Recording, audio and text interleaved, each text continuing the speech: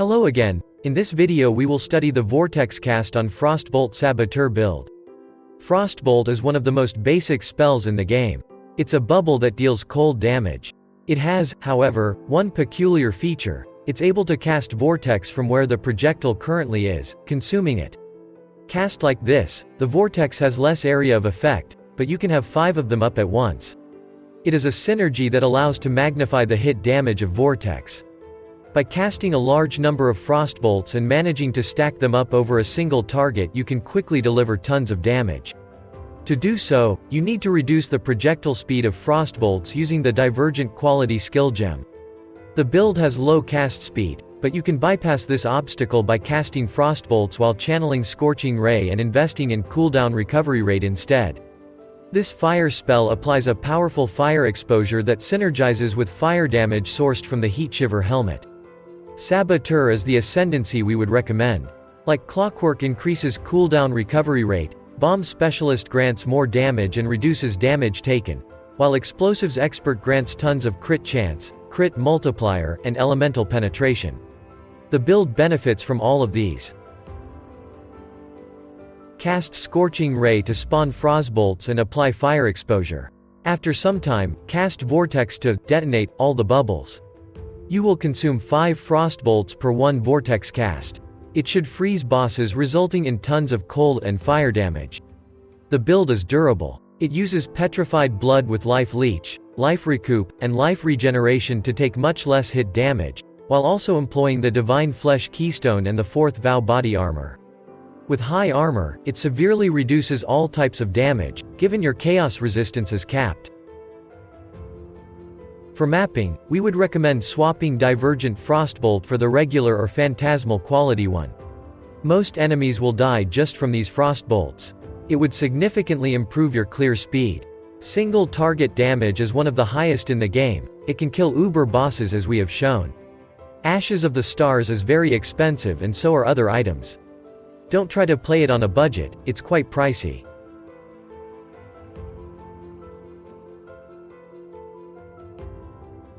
It's a build that makes use of quite a few unique items, most notably Heat Shiver, the Annihilating Light, the 4th Vow, and Ashes of the Stars. They're reasonably priced, and Ashes is not really mandatory, it's just way better than anything else, and we wouldn't even recommend playing without it. Some of the unique jewels are valuable too, but the build functions without them. Heat Shiver doubles your damage against frozen enemies, which you can easily do with your high damage and crit chance. Corrupt it for the local reservation cost reduction and socket your aura skills here. The Annihilating Light triples your damage, but reduces elemental resistances. It's a big issue that has to be resolved with good rare items, Purity of Elements Aura, or Mage Blood. The build has quite a lot of armor, and with Divine Flesh half of the elemental damage is taken as chaos damage. The 4th Vow chest makes armor apply to chaos hit damage, improving your survivability. Skin of the Lords is the pure glass cannon option to melt bosses even faster. It's not good for regular mapping where your damage is good enough anyway. Mage Blood is especially good here as it allows you to effortlessly cap all the resistances and gain tons of armor from Flasks. Ashes of the Stars, the extra gem level and quality will significantly improve your damage. You're using quite a few gems with an alternate quality that is of the essence to make this build perform as it should. It's a low-life build that needs a lot of elemental and chaos resistances, making Lori's Lantern a good pick for a ring. Damaging hits being unlucky is also a uniquely good and rare defensive layer. Immutable Force increases stun and block recovery, making it expire instantly. Combine it with Energy Shield Mastery to base your stun threshold on ES rather than life. Blood Notch recoups up to 60% of damage taken from stunning hits, which is most of them. It works great with Immutable Force. Transform your mind over matter into Divine Flesh with Zybaqua's Glorious Vanity. It's a must-have with the 4th Vow, but requires you to cap your chaos resistance. There are a good amount of passives you can go for from a pair of Forbidden Jewels. Polymath seems like the best option for more damage and life recovery. Heartstopper, Unstable Infusion, Deadly Infusion, Mistwalker, Opportunistic, and Ambush and Assassinate are all valuable too. Extra Armor from Determination, Elemental Damage Penetration from Zealotry and Hatred, or Extra Crit Chance from Hatred are the best mods to look for on a Watcher's Eye. The staff reduces your elemental resistances, so be sure to have a lot of them on your rare gear. You will also need 80% chaos resistance due to the divine flesh and body armor combo. Armor is important too. For more damage, look for crit modifiers and elemental penetration. Be sure you can apply all 3 base elemental ailments to benefit from the explosives expert. Brittle can be acquired from boots, exposure, gloves, and scorching ray. Regular boots with resistances, movement speed, and maximum life will be enough.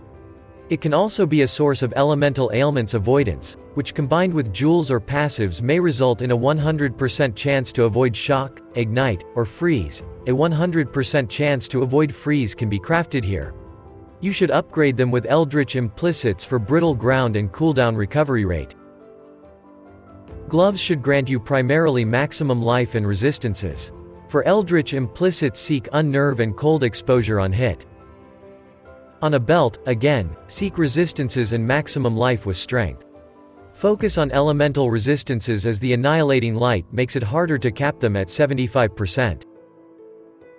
On a ring you should get tons of resistances and life. You can also craft the Shock on Focus suffix for a big damage boost with Explosives Expert passive. It's hard to inflict shock otherwise. Abyss Eye Jewels can grant you up to a 50% chance to avoid being shocked or ignited. But as always, prioritize maximum life, resistances, and attributes if you still lack them. Regular jewels can increase your crit chance, crit damage, or cold damage. Large Cluster Jewel. If you can shock, get Sadist for a massive elemental damage boost. Prismatic Heart is fine for the extra elemental resistances. For other notables, select Inspired Oppression, Widespread Destruction, or Doriani's Lesson. We have used 2 of such jewels. Enduring Composure from a small cluster jewel generates endurance charges after receiving a hit. These are good to mitigate physical damage and to improve Immortal Call. Bottled Faith is a good flask for most crit builds. It creates a consecrated ground that also improves your DPS, life regeneration, and reduces curse effect on you. For other flasks, get a Granite Flask, Quicksilver, and Basalt Flask. These should increase your armor, movement speed, and reduce curse effect on you. A life flask that stops bleeding is also quite useful. If you have the Mage Blood, get a Bismuth Flask for resistances or a Diamond Flask for crit chance.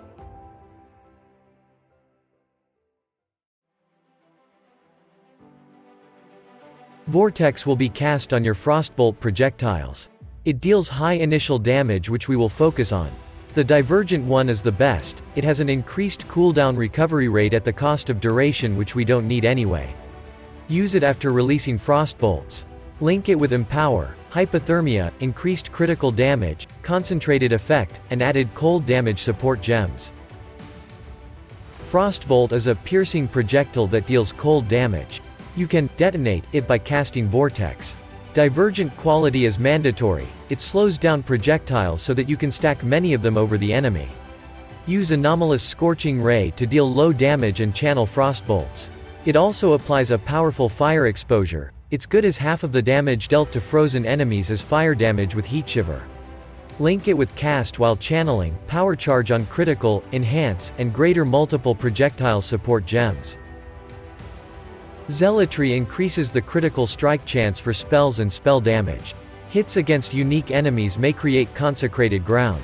Determination adds and increases armor to mitigate physical hit damage. Petrified Blood is good on low-life builds such as this one. It's used to shift a portion of incoming hit damage to be taken as dot. It's good with recoup and regeneration. Defiance Banner increases armor and evasion. Nearby enemies have reduced critical strike chance. Elemental Weakness lowers all elemental resistances, resulting in more DPS. You're dealing cold and fire damage due to the Heat Shiver. Hits against an enemy marked with Assassin's Mark are more likely to be critical. Such crits have increased crit multiplier. Immortal Call consumes endurance charges to significantly lower physical and elemental damage taken. Most hits will stun the character due to the low stun threshold.